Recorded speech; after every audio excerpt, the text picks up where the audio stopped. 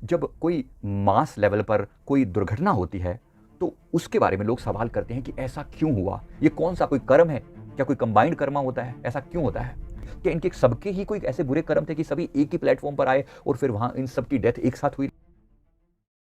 नमस्कार, self awakening mission से संजीव मलिक। दोस्तों, आज का ये वीडियो है, जब कोई मास लेवल पर कोई दुर्घटना होती है तो उसके बारे में लोग सवाल करते हैं कि ऐसा क्यों हुआ कि मास लेवल पर ये दुर्घटना, मतलब इतने सारे लोग मर गए, ट्रेन एक्सीडेंट हो गया या प्लेन एक्सीडेंट हो गया या किसी तरीके से कोई और ऐसा एक्सीडेंट हो गया जिसमें अगर कारण पता चलाया जाए तो एक व्यक्ति या दो व्यक्तियों की रिस्पॉन्सिबिलिटी पता लगती है कि इसके कारण से ऐसा हुआ। तो ऐसा क्यों होता है? लोग सवाल करते हैं कि ऐसा क्यों होता है कि एक व्यक्ति ने इतने सारे लोगों की जान लेने के लिए रिस्पॉन्सिबल हो गया, ऐसा क्यों होता है? ये कौन सा कोई कर्म है, क्या कोई कंबाइंड कर्मा होता है, ऐसा क्यों होता है? पीछे भी जैसे हमने कितने ही न्यूज़ में सुना, पीछे उड़ीसा में भी वो ट्रेन हादसा हुआ, अन्य जगहों पर भी हम कुछ सुनते ही रहते हैं। तो ऐसी घटनाएं जब हमारे सामने आती हैं तो सवाल आना स्वाभाविक है कि क्या इनके सबके ही कोई ऐसे बुरे कर्म थे कि सभी एक ही प्लेटफॉर्म पर आए और फिर वहां इन सब की डेथ एक साथ हुई लगभग। तो ऐसा क्यों होता है? तो इसके हमने कारण तो बहुत सारे हो सकते हैं। अलग अलग लोग अलग अलग कारणों से एक ही जगह पर आए और बाद में उसी जगह पर जो है उनकी डेथ हुई। तो इसके पीछे कारण क्या होता है? मैंने कुछ कारण देखे तो मैं वो बता रहा हूँ। जैसे एक जगह पर मैंने कुछ कारण देखा तो मैंने देखा कि जैसे गांव के लोग किसी स्त्री को डायन कहकर मार रहे हैं।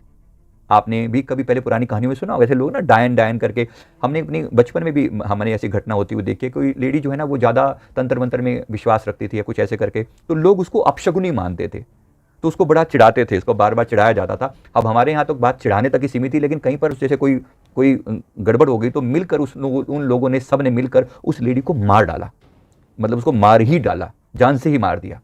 अब जब सब लोग मिलकर किसी पर इतना अत्याचार करते हैं, उसका कसूर है अथवा नहीं, अब जब कसूर है तो बात ठीक, मतलब फिर तो वो कसूरवार है तो फिर तो उसका कसूर है ही सही, लेकिन फिर भी कानून को हाथ में लेना यानी खुद अपने हाथों से किसी को मार डालना उचित तो वो भी नहीं है। पर फिर भी शायद आप उसको कोई किसी ढंग से जस्टिफाई कर पाएं। लेकिन जब आप कोई किसी का कसूर है भी नहीं और फिर भी आप लोगों ने उसको डायन क्या कर ऐसे मार डाला, या कुछ ऐसी तरह किसी जेंट्स पर भी किसी तरह का कोई इल्जाम लगा दिया और उसे सबने मिलकर, इतने सारे लोगों ने मिलकर एक व्यक्ति की हत्या कर दी, मार डाला, तो सोच के देखिए उस वक्त उसके हृदय पर क्या बीतरी होगी, उसके मन पे क्या बीतरी होगी कि जैसे इन्होंने मिलकर मुझे तकलीफ दी है, मैं भी किसी ना किसी रूप में अपना बदला जरूर लूंगा। तो ये जो व्यक्ति है, जिस इसी कॉन्शियसनेस के साथ, इसी थॉट के साथ ये संसार से जाता है, मर रहा है, मरते मरते इसने ये विचार अपने मन में डाला, बदला, रेवेंज। जो कर्मों का जो खेल है वो बिल्कुल आपकी अपनी सोच से चलता है। कोई दूर बैठा परमात्मा कोई सजा नहीं दे रहा बैठ के कि कोई धर्मराज आके बोलेगा कि इसको ऐसे कर दो, इसको वैसे कर दो।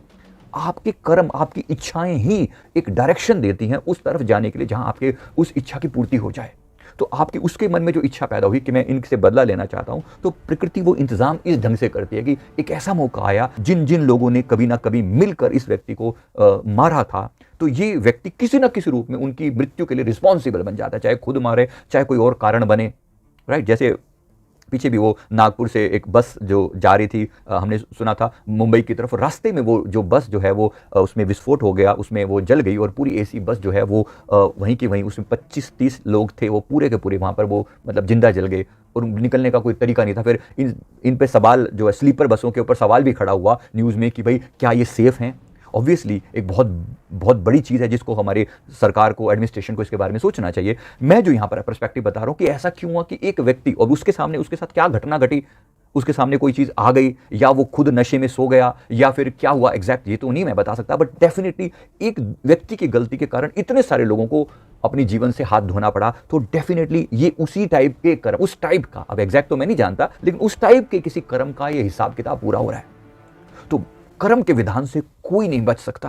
किस जो किया है, जैसा किया है, जिस रूप में किया है, वो वैसा ही मिलने वाला है।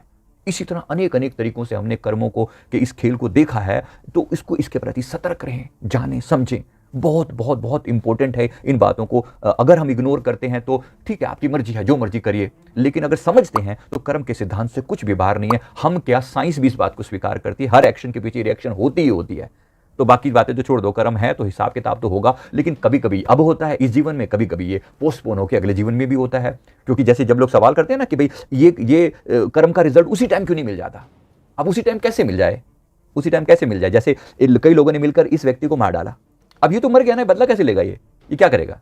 तो अल्टीमेटली ये तो गया, अब ये इसके लिए अगला जन्म ही पॉसिबल है, इस जीवन में तो हो ही नहीं सकता, वो तो खत्म ही हो गया। तो इसके लिए ही कर्म का सिद्धांत जो है उस पर विश्वास करना, समझना पड़ता है कि हाँ ये ऐसे काम कर रहा है। इसलिए परमात्मा चांस देता है सबको, हर एक का दिन आता है, अच्छे का भी दिन आता है, बुरे का भी दिन आता है, हर एक का हिसाब होता है, अच्छे कर्म का भी और बुरे कर्म का भी होता तो जरूर है।